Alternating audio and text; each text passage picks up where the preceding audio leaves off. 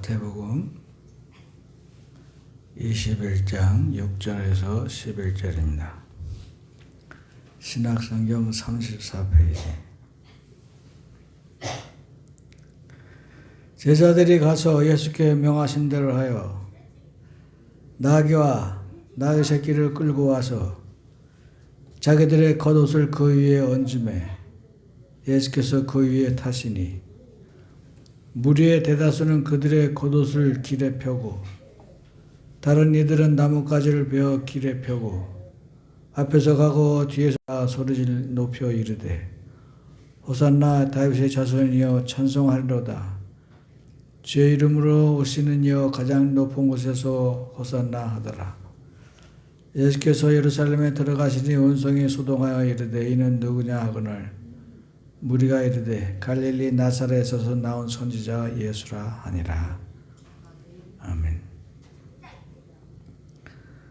오늘은 이 말씀으로 여호와의 이름으로 오시는 이여, 이런 제목으로 은혜를 나누고자 합니다.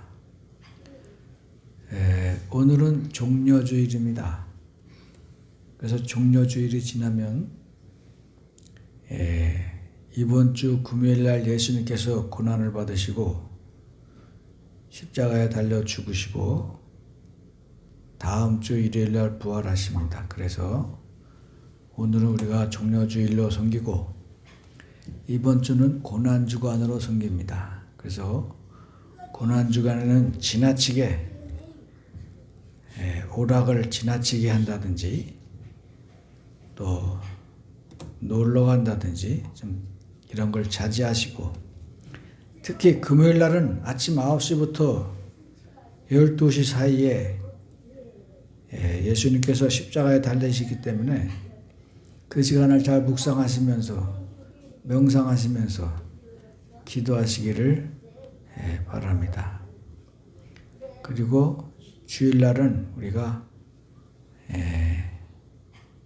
성찬 세례식을 하도록 하겠습니다. 부활을 기념해서 오늘은 종려주일입니다.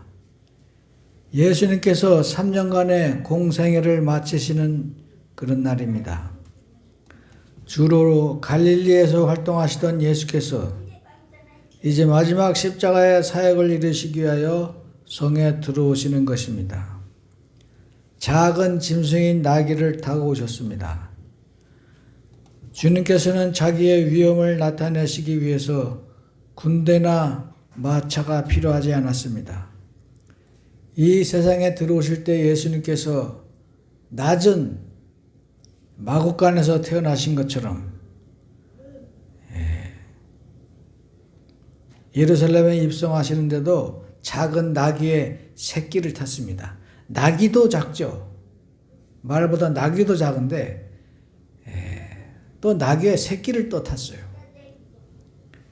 스가랴서 9장에 보니까 시온에 따라 그가 기뻐할지어다.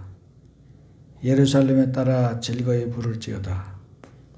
보라 내 왕이 내게 임하시나니 그는 공의로우시며 구원을 베푸시며 겸손해서 나귀를 타시나니 나귀의 작은 것 곧 나귀 새끼니라 그랬어요. 근데 우리가 말과 노새를 비교하여 볼 때 말은 전쟁에 있었습니다. 크고 잘 달리고 힘이 좋고 마차를 끌기도 하고 그래서 말은 위험이 있습니다. 근데 노새는 작아요. 송아지만 하기 때문에 노새는 주로 집에서 농사를 짓거나 작은 짐을 운반하는 데 사용하는 그러한 평화의 상징이었습니다. 바로 우리 예수님께서 가야 되실 길은 무거운 멍에를 메고 가는 짐승이 걸어가야 할 길과 같은 고난의 길이었습니다. 겸손과 평화를 상징하는 작은 나귀 새끼가 예수님을 등에 태우고 가듯이 속죄 양 되신 예수께서는 우리의 무거운 짐을 다 지시고 골고다 십자가 죽음의 길을 가심으로써 하나님과 인간 사이에 평화를 가져다 줄 평화의 왕이셨던 것입니다. 이 사람들이 호산나 찬송하리로다 주의 이름으로 오시는 이여. 이것은 시편에 있는 말씀인데 여호와의 이름으로 오는 자가 복이 있으며, 이걸 아마 인용하신 것 같아요. 하나님에 의해 보내심을 받은 메시아가 바로 예수님이며, 그가 하나님의 사명과 권세와 축복을 가졌음을 보여주고 있습니다. 앞에서도 언급한 바와 같이 하나님께서는 이 모든 일을 당신의 계획에 따라 행하시는 분이어서 예수님의 행보 하나하나는 오래전에 이미 예언된 것이었습니다. 시편 22편에 보면은 마치 예수님의 십자가 밑에서 보고 글을 쓴 것처럼 그렇게 자세한 묘사가 잘 나와 있습니다. 우리 인생은 일반 사람으로 살아가기에도 많은 고통이 따르는 그런 어려운 길입니다. 더욱이 죄악으로 오염된 세상에서 진정한 성도로 살아가기 위해서는 더욱 갈등과 고통에 직면할 수밖에 없습니다. 따라서 시편의 곳곳에 발견되는 극심한 고통에 대한 여러 묘사들은 우리 성도들의 삶 속에서 감내해야 될 번민과 고뇌의 무게에 대하여 엄숙히 알려줍니다. 그러나 역으로 볼 때 여러 시편 기사들이 겪어내었던 이 극한 고통에 대한 많은 기록들은 현재 그 같은 고통 중에 빠져 있거나 직면하고 있는 사람들에게는 오히려 용기와 위로를 줍니다. 기독교 2000년 역사상 이 시편의 귀절들은 읽으면서 자신만이 고통을 겪는 것이 아님을 깨달으면서 자신들도 역시 여호와를 의지하여 옛날 시편 기자들처럼 그 어떠한 고통도 이겨내고 헤쳐나갈 수 있다는 용기와 위로를 얻는 사람들이 많습니다.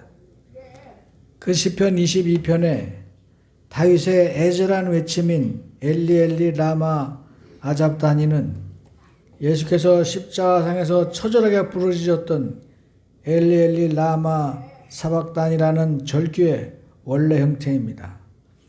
예수께서 십자가상에서 외치셨던 가상 7원 가운데 네 번째 외침인 이 절규는 단순히 가시면류관을 쓰시고 손과 발에 못이 박히신 육체적 고난과 사람들의 조롱과 질시로 인한 정신적 고통에서 나온 절규만이 아니라 인류의 모든 죄를 대신 지신 죄인의 신분으로서 하나님과 완전히 단절된 영적 고통을 호소하신 것입니다. 그런데 다윗은 예수께서 십자가 고난을 받으시기 전 1000년 전에 이미 그 그림자로서의 고통을 체험하고 그 고통의 절규를 부르짖었으며 이를 성경의 기록으로 남겼습니다. 이러한 본문과 주님의 부르짖음의 일치는 결코 우연한 것이 아닙니다. 궁극적으로 이는 인간의 죄 문제를 해결하기 위한 그리스도의 오심과 고난이 우연이 아니라 하나님의 영원하신 경륜과 섭리에 의해 진행되어 온 사건임을 보여주고 있습니다. 이러한 내용의 본장은 실로 성경의 핵심이라고 할 수 있습니다. 구약 성경 전체에서도 이 성경만큼 참으로 하나님의 구속 경륜을 확실히 드러내주는 예언은 없습니다. 이러한 하나님의 구속 경륜을 통한 메시아의 고난과 죽음은 개인의 순환으로 끝나지 않고 위대한 열매를 맺습니다. 그 열매는 죄인의 속죄여 사망할 자가 생명을 얻는 것이며 하나님과 원수되었던 자가 하나님과 평화를 누리는 것입니다. 하나님은 스스로 자기 죄의 문제를 해결할 수 없는 인간을 긍휼히 여기사 인간이 당해야 될 모든 죄와 벌과 심판을 무지하신 메시아의 머리 위에 쏟아 부으심으로 그 문제를 해결하셨습니다. 이는 여호와의 공의와 사랑이 만나 빛을 발하는 현장이라 할 수 있습니다. 하나님께서는 인간 스스로 영원히 풀 수 없는 죄의 문제를 한 대속자를 세워 그에게 모든 죄벌을 쏟아 부으심으로써 죄를 처벌하는 자신의 의로움을 나타내 보이셨고, 한 대속자인 자기 아들을 죽이시고 죽어야 마땅한 모든 자들을 살리심으로써 인류에 대한 자신의 사랑을 만천하에 드러내신 것입니다. 메시아는 본질상 죄가 없으신 거룩한 하나님으로서 죄의 소산물인 이러한 고난을 겪어야 할 존재가 아니지만 그가 구속할 인간을 대신하여 그것을 마치 자기 것인 양 짊어지고 인간의 고난에 동참하신 것입니다. 이러한 본문은 여호와의 종으로서 이 땅에 오신 예수 그리스도는 하나님이신 동시에 순수한 인성을 지닌 분임을 잘 보여주며, 더 나아가 인간의 모든 고통을 경험하셨으므로 인간의 참된 위로자가 될 수 있음을 보여줍니다. 그가 찔림은 우리 허물이기 때문이요, 이 성경만큼은 그리스도가 당하신 고난을 생생하게 예언하는 구절도 없으며 본절만큼 인간이 하나님께 범한 죄악의 심각성을 현저하게 드러내주는 구절도 없습니다. 인간이 하나님에 대해 저지른 죄악은 단순히 양이나 송아지가 제물로 바쳐져서 피를 흘리는 것으로 덮어지는 것이 아닙니다.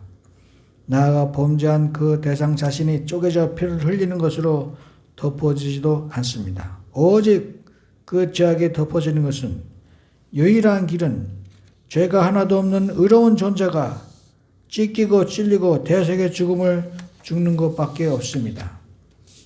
이는 1차적으로 그리스도의 모든 육체적 고난을 상기시켜 줍니다. 실제로 예수께서는 십자가 형벌을 받으시기 전에 채찍질을 당하셨으며, 뿐만 아니라 예수께서는 신문과장에서 얼굴에 침뱉음을 당하고 주먹과 손바닥으로 맞았고 갈대로 머리를 맞는 모욕을 당하셨습니다. 그리고 부활 후에도 두 손과 옆구리에 고난의 흔적을 가지고 계셨습니다. 그러나 이러한 육체적 측면에 국한되는 것이 아니라 정신적, 영적 고난을 포괄하는 표현으로 이해될 수 있습니다. 그리고 오로지 홀로 남아서 십자가에서 제자들도 다 도망가고 많은 사람들이 자기의 원수가 되어버린 이 상황에서 포악하며 사악한 공회원들, 유대 병사들, 로마 병정들에게 침뱉음과 조소, 멸시와 학대, 채찍질과 주먹질을 당하셨고 결국은 십자가 위에서 처참하게 죽임을 당하셔야 했습니다. 마찬가지로 그리스도께서 인간이 되어 인상들의 질고와 간고를 친히 경험하시지 않았다면 진정으로 인생들을 이해할 수 있다고 말할 수 없었을 것입니다. 그렇다면 그는 진정한 위로자가 되지 못하는 것입니다. 물론 인간의 필요이가 무엇인지 진정으로 안다고 할 수도 없을 것입니다. 그러나 예수님께서는 인간이 되심으로 그야말로 사람이 나서 참으로 경험할 수 있는 인간이 최대한의 고난과 질고와 모든 슬픔과 고통, 사람의 극한 상황을 다 경험하셨습니다. 그러기에 그분은 인간의 극에 다다라서 겪을 수 있는 이 인격적, 정신적, 육체적 고통을 다 당하셨고 어쩌면 우리 인간이 요청하기도 전에 그분은 우리의 진정한 위로와 도움이 될 수 있었습니다. 그래서 우리는 예수님의 이 죽음에 대해서 생각할 적에 모든 사람은 다 죽습니다. 예수님뿐만 아니라 강도들도 죽고 병에 걸려 죽는 사람이 있고 차에 쳐서 죽는 사람도 있고 그리고 늙어 죽는 사람도 있고 죽는 사람은 많습니다.